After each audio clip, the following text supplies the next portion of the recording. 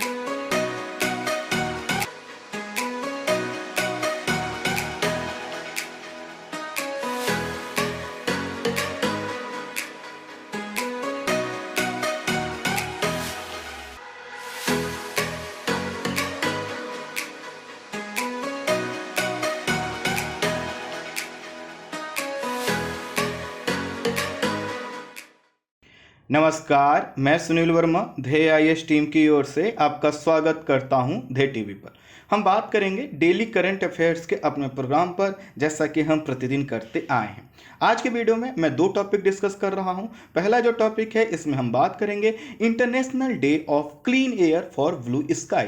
देखेंगे आखिर क्या है ये international Day of Clean Air for Blue sky, क्यों चर्चा में बना हुआ है। वहीं जो दूसरी खबर है, इसमें हम बात करेंगे नेम अर्थात नॉन अलाइन मूवमेंट गुट निरपेक्ष आंदोलन पर। तो देखेंगे ये गुट निरपेक्ष आंदोलन था क्या और इस समय कैसे ये चर्चा में बना हुआ है। भारतीय विदेश नीति में इस समय गुट निरपेक्ष आंदोलन का कौन सा स्वरूप दिखाई दे रहा है। आइए इन्हीं दोनों खबरों को एक एक करके विश्लेषित करते हैं। सबसे पहले हम बात करेंगे international Day of Clean Air for Blue sky पर। इसका थोड़ा बैकग्राउंड समझते हैं। वायु अर्थात एयर विभिन्न प्रकार के गैसों का सम्मिश्रण है। जब यह गैसें संतुलित मात्रा में रहती हैं तो वायु जीवनदायिनी होती है, लेकिन जब यह सम्मिश्रण किसी भी मानवीय या प्राकृतिक कारण से असंतुलित हो जाता है तो यही वायु हानिकारक हो जाती है और इसका निगेटिव इम्पैक्ट हमारे शरीर पर पड़ता है। इसी को हम कहते हैं वायु प्रदूषण। दूसरे शब्दों में कहें तो वायु प्रदूषण से तात्पर्य विभिन्न प्रकार की मानवीय गतिविधियों जैसे ईंधन, कृषि, औद्योगिक क्रियाओं, ट्रांसपोर्टेशन, बिजली निर्माण आदि द्वारा उत्सर्जित विभिन्न प्रकार के प्रदूषकों का, गैसों का जाकर वायु में मिलना ही क्या है, वायु प्रदूषण। अर्थात जितने भी प्रकार के पॉल्यूटेड मटेरियल हैं, जब यह जाके हवा में मिक्स होते हैं, वायु में मिक्स होते हैं, तो इनके कारण वायु प्रदूषण की कंडीशन होती है और यही वायु प्रदूषण तत्व होते हैं। तो जितनी भी हमारी क्रियाएं होती हैं, अधिकांश क्रियाओं से क्या होता है, वायु प्रदूषण होता है। ज्वालामुखी क्रिया, वनाग्नि अर्थात वनों में लगने वाली अग्नि, कोहरा, परागकण जैसे प्राकृतिक कारकों के द्वारा भी वायु प्रदूषण होता है। हालांकि प्राकृतिक कारकों द्वारा होने वाला वायु प्रदूषण प्रकृति द्वारा स्वतः नियंत्रित कर लिया जाता है, शोषित कर लिया जाता है। इसलिए अगर हम कहें कि प्राकृतिक कारणों से होने वाला वायु प्रदूषण प्रमुख चुनौती है तो ये सही नहीं होगा। दरअसल जो मानवीय हस्तक्षेप हो रहा है उसके वजह से जो वायु प्रदूषण हो रहा है यह हमारे लिए चिंताजनक है। पूरे विश्व में वायु प्रदूषण एक गंभीर समस्या बन चुका है। इसके कारण प्रत्येक वर्ष अनुमानित 7 मिलियन लोगों की मृत्यु समय से पहले होती है। समझिए 7 मिलियन लोगों की मृत्यु समय से पहले हो जाती है और इसमें सबसे बड़ा जो फैक्टर है वो क्या है, वायु प्रदूषण अर्थात एयर पॉल्यूशन। और ये जो एयर पॉल्यूशन है ये इतना खतरनाक है कि अगर आपने ठंडी के समय, दीपावली के समय दिल्ली की कंडीशन देखा होगा तो यहाँ पर बिल्कुल काला वातावरण छा जाता है। इसको बोलते हैं स्मॉग, और यह जो स्मॉग होता है यह कई लोगों की जान का कारण बन जाता है। खैर, विश्व की लगभग 92% जो है आबादी वायु प्रदूषण का सामना कर रही है। अर्थात यह जो वायु प्रदूषण की एक समस्या है, इससे अब कोई द्वीप कोई क्षेत्र छूता नहीं रहा है। सभी जगह लगभग वायु प्रदूषण की कंडीशन क्रिएट हो गई। ऐसा इस वजह से हुआ है क्योंकि जो हवाएं हैं वह किसी प्राकृतिक या फिर राजनीतिक सीमा से तो बधी हुई नहीं है। जहां भी हवाएं जाती हैं अपने साथ जो है कि वायु के जो प्रदूषक तत्व हैं उनको लेकर जाती हैं। तो जहां पर एयर पॉल्यूशन के लिए जिम्मेदार कारक नहीं होते हैं वहां पर भी क्या होता है, वायु प्रदूषण हो जाता है। दुनिया की लगभग 1/4 आबादी सिर्फ उन 4 दक्षिण एशियाई देशों में रहती है जो सबसे ज्यादा प्रदूषित माने जाते हैं। ये कौन से देश हैं? भारत, नेपाल, पाकिस्तान और बांग्लादेश। यहां पर देखेंगे तो प्रदूषण का एकदम आपको एक्सट्रीम लेवल देखने को मिलेगा।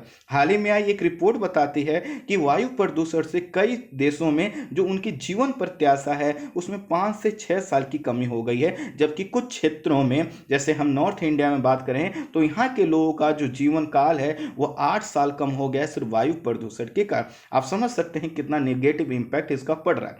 वायु प्रदूषण के लिए जिम्मेदार जो गैसें हैं उसमें कार्बन मोनोऑक्साइड, क्लोरोफ्लोरोकार्बन, सीसा, ओजोन और निलंबित अभिकणकीय पदार्थ अर्थात जो पार्टिकुलेट मैटर होते हैं और सल्फर डाइऑक्साइड प्रमुख गैसें हैं। वायु प्रदूषण की चुनौती का सामना करने के क्रम में एक नया प्रयास हुआ है। 7 सितंबर 2020 को विश्व में पहली बार International Day of Clean Air for Blue Sky के रूप में आयोजित किया गया। यह क्या था? एक प्रकार का सम्मेलन था और इस सम्मेलन का मतलब यह है कि यह प्रकार का एक दिन रखा गया है।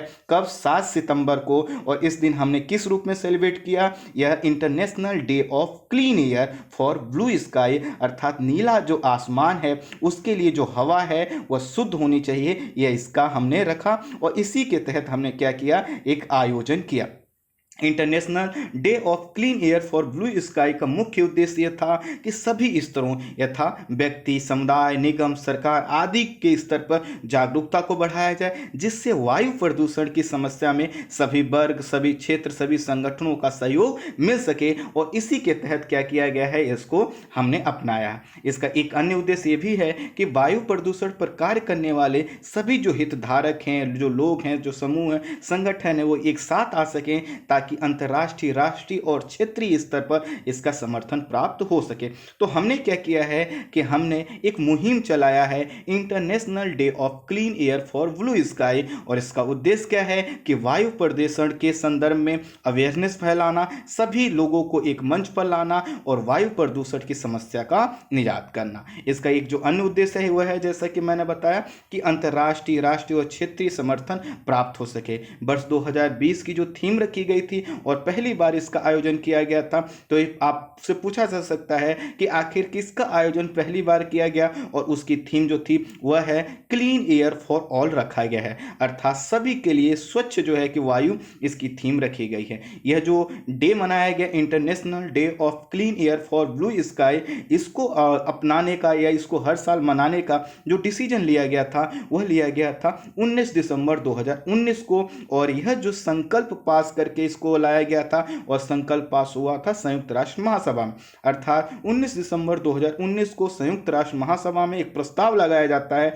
और प्रस्ताव में कहा जाता है कि हर साल हम 7 सितंबर को क्या करेंगे, international Day of Clean Air for Blue sky मनाएंगे। और उसी के तहत यह आयोजन हुआ है। इस अवसर पर आयोजित वेबिनार को संबोधित करते हुए केंद्रीय पर्यावरण, वन और जलवायु मंत्री प्रकाश जावड़ेकर जी ने कहा कि सरकार देश के सबसे प्रदूषित 122 शहरों में वायु प्रदूषण के स्तर को कम करने के लिए प्रतिबद्ध है। उसने कई प्रकार के कदम उठाए हैं। साथ ही ये भी कहा गया कि भारत BS6 अर्थात भारत स्टैंडर्ड 6 को अपना रहा है। इसके वजह से ईंधन के द्वारा होने वाले प्रदूषण में आने वाले समय में काफ़ी कमी आएगी। सरकार की तरफ से भी कहा गया कि सड़कों और राजमार्गों का निर्माण किया जा रहा है और इसके वजह जो खराब सड़कों की वजह से वायु प्रदूषण होती थी अब कम होगी। वर्ष 2014 में सरकार के द्वारा वायु गुणवत्ता सूचकांक अर्थात एयर क्वालिटी इंडेक्स के माध्यम से 8 मानकों के आधार पर सरकार पहले से ही वायु प्रदूषण की निगरानी कर रही है और अब इस मुहिम से जोड़कर इसको और आगे बढ़ाने की बात भी कही गई है। जनवरी 2019 में पर्यावरण, वन और जलवायु परिवर्तन मंत्रालय ने राष्ट्रीय स्वच्छ वायु कार्यक्रम अर्थात नेशनल क्लीन एयर प्रोग्राम की शुरुआत की थी और इसके तहत वर्ष 2017 को आधार मानते हुए जो भी वायु प्रदूषणकारी कण होते हैं जैसे PM10 और PM2.5 के अनुपात को 2024 तक 20 से 30% घटाने का लक्ष्य रखा गया है। तो आपसे पूछा जा सकता है कि आखिर नेशनल क्लीन एयर प्रोग्राम के तहत कितना जो है कि हमको PM10 और PM2.5 के स्तर में कमी लाना है 2024 तक। तो बताइएगा कि आधार वर्ष हमने अपनाया है 2017 और हमें 2024 तक क्या करना है, 20 से 30% की कमी करनी है PM10 और PM2.5 में। और ये किसके तहत होगा, राष्ट्रीय स्वच्छ वायु कार्यक्रम के तहत होगा। कुछ थोड़ा सा टाइपिंग एरर है क्योंकि जो है कि ये अभी मैटर लेट आ पाया है टाइपिंग होकर, तो मैं इसमें करेक्शन नहीं करवा पाया हूँ। इसके लिए मैं माफी चाहता हूँ, मैं आपको PDF सही करके दूंगा। वायु प्रदूषण की चुनौती का सामना करने के लिए भारत सरकार ने एक अधिनियम बना रखा है जिसका नाम है वायु प्रदूषण निवारण तथा नियंत्रण अधिनियम 1981। इससे प्रारंभिक परीक्षा में प्रश्न पूछे जाते हैं और इसीलिए मैंने आपको यहाँ पर रख दिया है कि आखिर इसमें कौन कौन सी शक्तियां केंद्र और राज्यों के पास होती हैं। तो देखिए इसमें क्या होता है, राज्य किसी भी क्षेत्र को वायु प्रदूषित क्षेत्र घोषित कर सकता है। अगर उसको लगता है कि इस एरिया को हमें वायु प्रदूषित क्षेत्र घोषित करना है तो उसके पास अधिकार है, विधिक अधिकार है कि वो घोषित कर सकता है। साथ ही साथ प्रदूषण नियंत्रित क्षेत्रों में अर्थात जहां पर प्रदूषण नियंत्रित क्षेत्रों में औद्योगिक क्रियाओं को रोक लगा सकते हैं। मान लीजिए जहां पर प्रदूषण नहीं है, सरकार चाहती है कि वहां प्रदूषण ना फैले तो औद्योगिक क्रियाओं को रोक लगा सकता है। यह सब मैं इसलिए बता रहा हूं ताकि आपसे पूछा जा सकता है कि हमने ये जो इंटरनेशनल डे बनाया है क्लीन एयर के लिए, इसके लिए सरकार पहले से ही कौन कौन से कदम उठा चुकी है। दूसरा, इसके तहत जो हमारा 1981 का अधिनियम है उसके तहत क्या प्राप्त है अधिकार, औद्योगिक इकाई स्थापित करने से पहले राज्य प्रदूषण बोर्ड से आपको क्या करना होता है, NOC लेना होता है, अर्थात जो है कि अनापत्ति प्रमाण पत्र लेना होता है कि राज्य को कोई भी इस पर आपत्ति नहीं है। और यह इसलिए ताकि कोई भी औद्योगिक इकाई ऐसा ना हो स्थापित कर दिया जाए, उसके द्वारा वायु प्रदूषण हो जाए, फिर सरकार को पता चले अरे इसको तो लगना ही नहीं चाहिए था। इसलिए पहले से ही कह रखा गया है कि आपको अगर कोई औद्योगिक स्थायी इकाई स्थापित करना है तो आपको प्रमाण पत्र लेना होगा। इसके साथ ये भी प्रावधान किया गया है कि अगर प्रावधानों के अनुपालन की जांच के लिए किसी भी औद्योगिक इकाई में प्रवेश का अधिकार है राज्य को, कोई उसको चुनौती नहीं दे सकता। साथ ही साथ कहा गया है राज्य प्रावधानों का उल्लंघन करने वालों के विरुद्ध मुकदमा भी चला सकता है। तो इससे यह पता चलता है कि भारत में पहले से ही इसको लेकर काफी कार्य हुए हैं, लेकिन फिर भी अभी वायु प्रदूषण की जो समस्या है हमारे लिए चुनौती बनी हुई। तो यहीं पर वायु प्रदूषण से निपटने के लिए एक मॉडल है जिसको बोलते हैं मैक्सिको मॉडल। ये काफी इस समय चर्चा में बना हुआ है, तो इसका मैं जिक्र करना चाहूंगा। पिछले 2 दशकों से मैक्सिको वायु प्रदूषण से बहुत प्रभावित था, लेकिन उसके द्वारा अपनाए गए मॉडल से अच्छे परिणाम आए हैं। मैक्सिको ने क्या किया है, ग्रीन वे नामक परियोजना के माध्यम से प्रदूषित हवा को नियंत्रित करने में सफलता प्राप्त की है।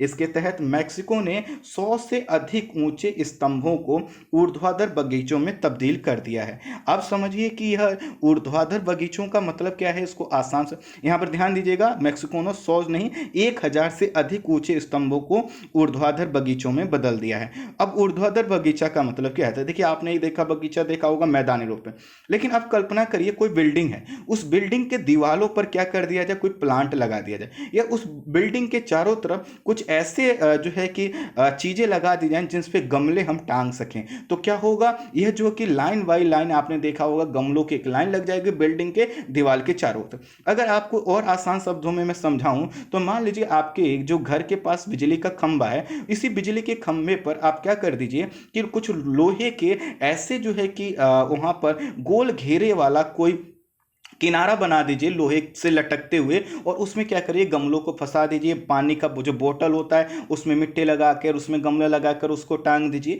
या आपके जो घर के पास में कोई दीवार है उस दीवार पर लता लगा दीजिए, या आपने देखा होगा कोई फ्लाईओवर हो हाईवे का या किसी चीज का, तो उस पर क्या करिए उस पर कुछ ऐसी संरचनाएं बना दीजिए कि जिससे आप गमले रख सकें। जैसे आपने देखा होगा दीवालों में हम क्या करते हैं, दीवालों से हम लोग पत्थर निकाल देते हैं और उस पर हम सामान रखते हैं, जैसे किचन में आपने देखा हुआ ठीक इसी तरह की संरचनाएं बनाकर उन पर क्या करना, जगह जगह प्लांट लगा देना, इसी को बोला जाता है ऊर्ध्वाधर वृक्ष। तो मैक्सिको ने क्या किया है, इसके तहत करके काफी अच्छा उसका परिणाम प्राप्त किया है। इसके तहत उपयोग किए गए खंभों का कुल जो क्षेत्रफल है जो मैक्सिको में यूज किया गया है वह है जो है कि लगभग 6000 वर्ग फीट से अधिक है, 6 लाख वर्ग फीट से अधिक है। इसके लिए प्लास्टिक से बने विशेष प्रकार की बोतलों में पौधों को विकसित करने के लिए स्वच्छ तकनीकी का उपयोग किया जाता है। और इनको क्या किया जाता है, जो बोतल होती है इनमें पौधों को लगाया जाता है, मिट्टी डालकर लगाया जाता है, इनको टांग दिया जाता है, इनको फिक्स कर दिया जाता है और इनको इस तरह से फिक्स किया जाता है जिससे वर्षा जल इन तक पहुंच सके,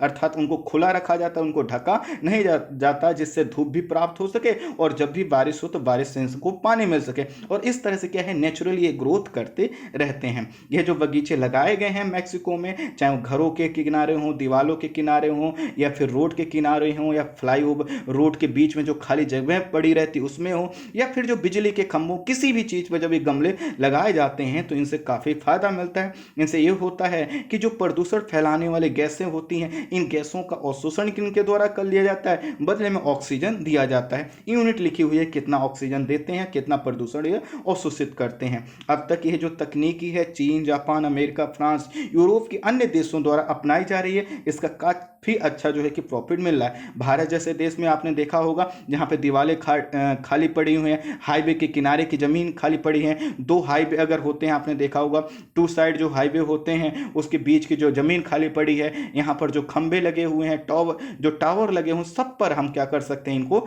लगा सकते हैं।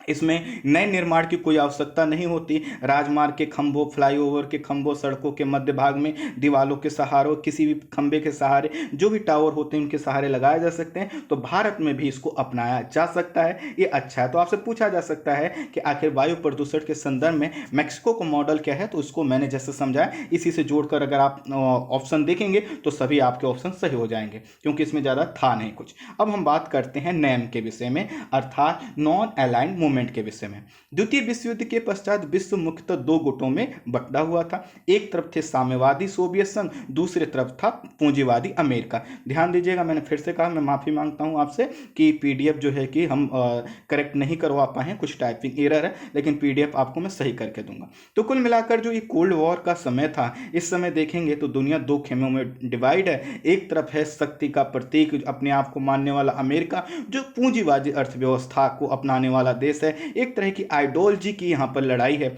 दूसरी तरफ है साम्यवादी सोवियत संघ, जो साम्यवाद को अपनाने के लिए आगे बढ़ रहा है, लेकिन अभी बहुत सफल नहीं हो पा रहा है। इस समय एक घटना और घटित हो रही है। वर्ल्ड डेवलपमेंट देखें तो कोल्ड वॉर है, लेकिन इसी समय एक और घटना घटित हो रही है विश्व के अनेक भागों में, और वह थी कि कई देश आजाद हो रहे हैं। जैसे हम आजाद हुए, जैसे पाकिस्तान बना, ऐसे ही बहुत से देश जो है कि उपनिवेशवाद से आजाद हो रहे हैं। इस काल में आजाद हुए देशों में गरीबी है, आर्थिक पिछड़ापन है, निम्न विकास का स्तर है, बहुत सी जटिलताएं हैं, समस्याएं हैं, कई जगह पे गृह युद्ध की कंडीशन है। ऐसे समय में जो ये नए देश आजाद हुए थे, यह किसी भी गुट या संगठन का भाग बनकर अपने जो मूल मुद्दे हैं उनसे ध्यान नहीं भटकाना चाहते थे, या दूसरे संदर्भ में कहें तो यह उलझना नहीं चाहते थे। जैसे सोचिए, अगर हम क्या होते, आजाद होते ही हम कहते कि हम क्या करते हैं, अमेरिका के पक्ष में चले जाते हैं, तो रूस और उसके समर्थक देशों का सहयोग हमको नहीं मिलता, या हम रूस के तरफ चले गए होते तो अमेरिका उसके समर्थक देशों का हमें सहयोग नहीं मिलता।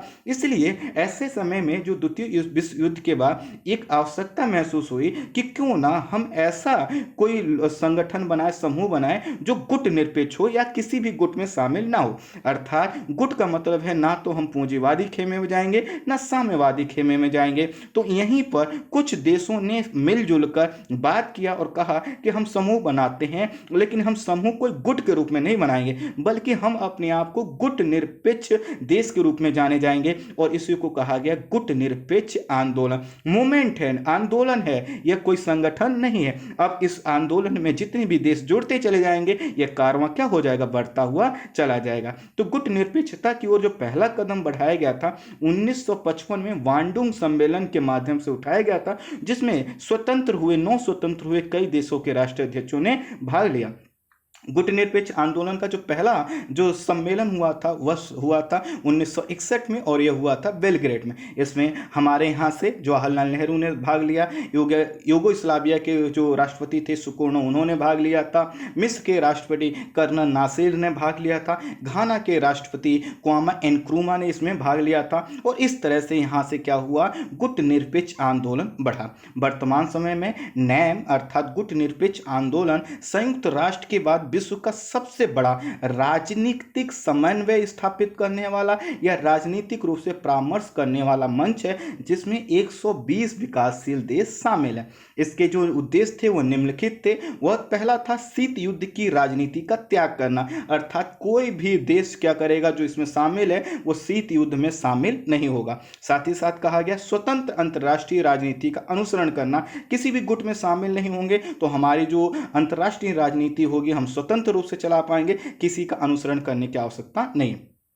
और क्या उद्देश्य थे, साम्राज्यवाद और उपनिवेशवाद का विरोध करना, क्योंकि उसी से तो ये आज़ाद हुए थे। और क्या उद्देश्य था, सैन्य गठबंधनों से पर्याप्त दूरी, अर्थात ना तो नाटो या किसी अन्य संगठन में हमें भाग नहीं बनना। साथ ही साथ क्या कहा गया कि हम मानवाधिकार की रक्षा की बात करेंगे, हम रंग भेद की नीति का विरोध करेंगे। यह कुछ उद्देश्य थे। अब समझिए क्या उस समय की दुनिया और आज की दुनिया एक ही जैसी है? नहीं, बहुत कुछ बदल चुका है। चाहे वो देशों की स्थिति हो या तनाव का स्वरूप हो या उस समय के जो शक्तियां हो उनकी संरचना में भी परिवर्तन हो गया। 1990 के दशक में जब सोवियत संघ विकसित हुआ तब कई समीक्षकों ने कहा कि अब इसे अर्थात नैम को समाप्त कर देना चाहिए। अब कोई गुट ही नहीं है। गुट का मतलब एक तरफ सोवियत संघ था, दूसरे तरफ जो है कि अमेरिका की पूंजीवादी अर्थव्यवस्था समर्थक देश थे। तो अब तो कोई गुट ही नहीं रहा, क्योंकि एक गुट समाप्त हो गया तो दूसरे का महत्व अपने आप खत्म हो गया, क्योंकि दोनों ही गुट तो आपस में लड़ रहे थे। लेकिन फिर भी गुट निरपेक्षता की आवश्यकता कुछ बनी रही, इसको समाप्त नहीं किया गया। भारत इसकी स्थापना के बाद से ही वर्तमान तक इसके सिद्धांतों पर अपनी प्रतिबद्धता व्यक्त करता आया है। इसकी स्थापना से लेकर वर्ष 2016 तक कंटिन्यूअस भारत का जो प्रधानमंत्री जो होते हैं वह उसमें प्रतिनिधित्व करते हैं। इससे पता चलता है कि भारत इसको लेकर कितना गंभीर है। केवल वर्ष 1979 में ऐसा हुआ था कि जो हमारे कार्यवाहक प्रधानमंत्री चौधरी चरण सिंह जी थे वह इसमें शामिल नहीं हो पाए थे। बाकी इसका जो भी था अभी तक जितने भी प्रधानमंत्री हुए सब इसमें शामिल होते आए हैं वर्ष 2016 तक। उसके बाद में इसमें थोड़ा सा चेंजेस आया है। हालांकि इस समय जो भारत की रुचि है वह इस आंदोलन में कम हुई है, और आंदोलन में इस वजह से कम हुई है क्योंकि नैम में कुछ चुनौतियां आ गई। इसी के कारण अब जो आगे मैं डिस्कस करूंगा उसमें बताऊंगा कि कई लोग ये कह रहे हैं कि भारत को गुट निरपेक्ष आंदोलन से अलग हो जाना चाहिए और कुछ अलग करना चाहिए। क्या कहते हैं मैं बताऊंगा। पहले आप समझिए कि आखिर भारत की रुचि नैम से या इस आंदोलन से कम क्यों हुई। पहले तो इसमें एक मत का अभाव आया है, अर्थात जो पहले किसी भी मुद्दे पर एक मत हो जाते थे देश, अब एक मत अभाव आया है। साथ ही इसमें शामिल देशों में आपस में ही वो गुटबंदी कर रहे हैं। मान लीजिए मैंने कहा 120 विकासशील देश है तो 10 एक गुट में है, 10 एक गुट में, ऐसे करके गुटबाजी हो रही। तो यह जो बना था ये बना इसीलिए था कि हमें कोई गुटबाजी नहीं करना, गुट निरपेक्ष रहना, और यही क्या कर रहे हैं, आपस में गुटबाजी कर रहे हैं। तो भारत ने कहा इससे थोड़ा सा हमें कम जो है कि उम्मीद रखना चाहिए। दूसरा, इसके सदस्य देश क्षेत्रीय गुटों का निर्माण कर रहे हैं। मान लीजिए एशिया में अलग गुट बन रहा है, अफ्रीका में अलग गुट बन रहा है, यूरोप में अलग बन रहा है, लैटिन अमेरिका में अलग बन रहा है। तो जब क्षेत्रीय गुट बन रहे हैं तो कहीं ना क्या है यह जो नैम की जो मूल उद्देश्य थे उससे अलग है। उसके बाद कहा गया कि गुट निरपेक्ष आंदोलन वर्तमान की समस्याओं को लेकर भी प्रयास नहीं कर रहा, जैसे आतंकवाद है, जलवायु परिवर्तन है, परमाणु निशस्त्रीकरण का मुद्दा है, शरणार्थी का समस्या है, मुक्त आवागमन का मुद्दा है, क्षेत्रीय अतिक्रमण का मुद्दा है। ये सभी चुनौतियां तो आज भी सिर उठाए खड़ी हैं, लेकिन गुट निरपेक्ष आंदोलन इसमें बहुत ज्यादा मजबूत तरीके से कुछ करता हुआ दिखाई नहीं दे रहा। इसलिए भारत ने कहा कि इससे हमें थोड़ा सा गैप बढ़ाना चाहिए, इसलिए क्योंकि इसकी जो महत्व है, इसका जो प्रयोग है वो काफी कम हो गया। साथ ही साथ भारत भी बदलते हुए वैश्विक परिदृश्य में अपने राजनीतिक और आर्थिक हितों की पूर्ति के लिए किसी औपचारिक समूह पर अपनी निर्भरता सीमित करने से बाहर आ चुका है। पहले कई बार ऐसा होता था कि भारत को लगता था कि हमें इस कार्य के लिए गुटनिरपेक्ष आंदोलन के जो देश उनको साथ लेना चाहिए, लेकिन भारत को अब लगने लगा है कि नहीं, अब पहले की वैश्विक राजनीति अब की वैश्विक राजनीति में काफी परिवर्तन आ गया है। इसलिए भारत क्या कहता है कि ठीक है, हमें इसमें अगर ज्यादा उम्मीद नहीं मिल रही है तो हम उम्मीद ज्यादा नहीं करेंगे। अब हाल ही में क्या हुआ है, विदेश मंत्री एस जयशंकर ने कहा है कि नैम एक विशिष्ट काल और परिस्थिति में तो प्रासंगिक था, लेकिन अब वह परिस्थितियां नहीं रही। अर्थात दूसरे शब्दों में कहें तो यह कहना चाहते हैं अप्रत्यक्ष रूप से कि नैम का जो प्रासंगिकता थी अब वह ठीक नहीं है या उसकी प्रासंगिकता में कमी आ गई है। अर्थात नैम से भारत को बाहर निकलने की आवश्यकता है, और यह जब आवश्यकता है, जब उन्होंने बात कहा तो इस पे तो क्या है, वो बहस छिड़ेगी।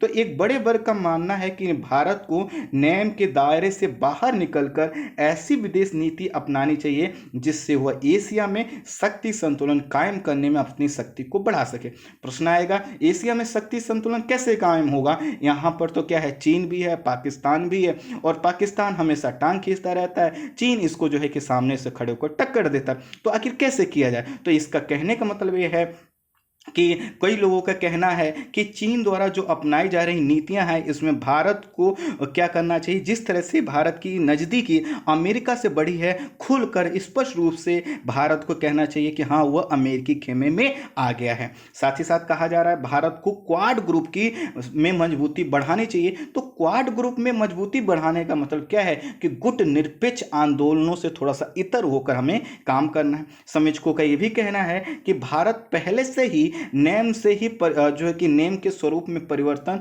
कर चुका है, और भारत पहले से ही मल्टी अलाइनमेंट की नीति अपनाता है। इसका मतलब है कि भारत जो है कि गुट निरपेक्ष से अब कोई दूर नहीं जा रहा, पहले से हो चुका है। और इसके तहत क्या करते हैं, हम विभिन्न देशों से विभिन्न समझौते करते हैं, संधियां करते हैं, क्षेत्रीय संगठनों में हम शामिल हो रहे हैं। तो कहा यह जा रहा है कि नहीं, हम अब कोई गुट निरपेक्ष आंदोलन में परिवर्तन नहीं कर रहे, बल्कि भारतीय विदेश नीति ने समय के अनुसार परिवर्तन किया है, और भारत कई जो है कि संगठनों, क्षेत्रीय समूहों का क्या है, सदस्य है। चाहे एससीओ हो, सार्क का समूह हो, बहुत से संगठन है, उसमें भारत की भागीदारी है। लेकिन जब भारत की भागीदारी है तो क्षेत्रीय संगठनों में, तो भारत को क्या करना चाहिए, अपना स्टैंड क्लियर करना चाहिए। क्योंकि अमेरिका और अन्य देश यह भारत पर आरोप लगाते हैं कि भारत अवसरवाद की नीति अपनाता है, वो मल्टी अलाइनमेंट के माध्यम से, अर्थात जब उसको जिस संगठन से फायदा मिलता है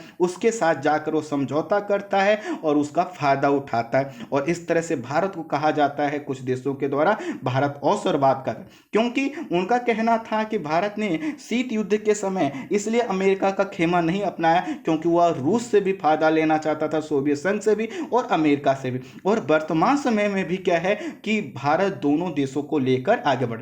हालांकि इसमें मैं अगर इसको थोड़ा सा बैलेंस करने का प्रयास करूं तो मैं आपसे क्लियर करना चाहूंगा कि भारत की विदेश नीति स्पष्ट है, क्लियर है, यह दूसरे देशों की व्याख्या है। अगर हम एक गुट में शामिल होते हैं तो दूसरा गुट कहेगा लो हम उसकी तरफ चले गए, अगर हम किसी गुट में शामिल नहीं होते हैं तो दोनों गुट कहेंगे कि भारत अवसरवादी है। लेकिन हमने अवसरवाद का सहारा लेके कभी भी किसी दूसरे देश से ऐसा काम नहीं करवाया जिससे हमारी विदेश नीति प्रभावित हो, अर्थात हम हमेशा स्वतंत्र विदेश नीति के समर्थक रहे हैं। जैसे वर्तमान समय में हम देखें, चीन इतना तनाव क्रिएट करा पड़ा है, लेकिन हम अमेरिका से बहुत संतुलित विदेश नीति अपना रहे हैं। हम रूस को भी साथ रहे हैं, हम ईरान को भी साथ रहे हैं, हम अन्य जो पड़ोसी देश हैं उनको भी साधने का प्रयास कर रहे हैं।